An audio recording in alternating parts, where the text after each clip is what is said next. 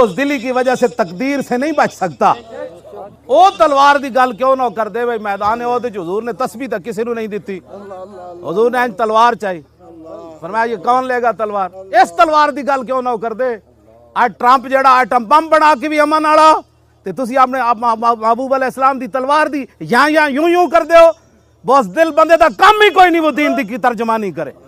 तर्जमानी इंज करे जिवें हजरत अबू दुजाना की थी। इंज हुजूर तलवार चाहिए, फरमाया इसका हक कौन अदा करेगा? अबू दुजाना आगे चले गए, हुजूर इसका हक क्या है? फरमाया इतना इसके साथ लड़ा जाए कि ये तलवार टेढ़ी हो जाए। अर्ज की इसका और क्या हक है? फरमाया जिसके हाथ में हो वो मैदान से न भागे। अर्ज की इसका और क्या हक है? फरमाया ये किसी मुसलमान पर न चले। अबू दुजाना अर्ज की थी हुजूर मैंने तो मैं हक अदा करूंगा।